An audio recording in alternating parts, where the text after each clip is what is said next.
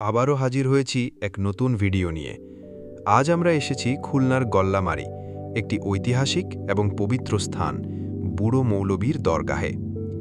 এই জায়গায় আমি আগে কখনো আসিনি, তাই আগ্রহটা ছিল একটু বেশি। আসার পথেই চারপাশের শান্ত পরিবেশ, খোলা মাঠ আর গ্রামের নিস্তব্ধতা যেন মনটাকে একদম ছুঁয়ে গেল। আজকের আবহাওয়াটা ছিল যেন একদম উপযোগী। আকাশ জুড়ে ছিল মেঘ আর হালকা ঝিরঝিরে বাতাস, যা মনের ভেতর এক অদ্ভুত প্রশান্তি এনে দিল। দরগার পাশেই রয়েছে একটি মাদ্রাসা। ছোট ছোট ছাত্রদের আন্তরিকতা আর ব্যবহার দেখে সত্যি মনটা ভালো হয়ে গেল।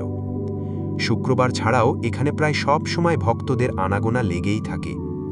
অনেকে নিজের পোষা হাঁস, মুরগি কিংবা গরু ছাগল নিয়ে আসেন আর রান্না করে তা বিলিয়ে দেন গরিব দুঃখীদের মধ্যে। আমি অবাক হয়ে দেখলাম একসাথে সারি সারি রান্নার চুলা, যেন একটা বিশাল মহোৎসব চলছে সবার আন্তরিকতায়। এছাড়াও দূর দূরান্ত থেকে আসা মেহমানদের জন্য আছে আলাদা বিশ্রামখানা। একটু বিশ্রাম নিতে চাইলে নিঃসন্দেহে উপযোগী। পাশেই দেখা মিলল খাল আর একটা ছোট্ট আকাশের নিচে চারপাশের দৃশ্যটা ছিল এক কথায় মুগ্ধকর। তবে হঠাৎ করেই আকাশ ভেঙে নামল বৃষ্টি। আমিও ভিজে ভিজেই ফিরে এলাম, কিন্তু মনে রয়ে গেল এক টুকরো শান্তি আর একটা সুন্দর দিনের মিষ্টি স্মৃতি।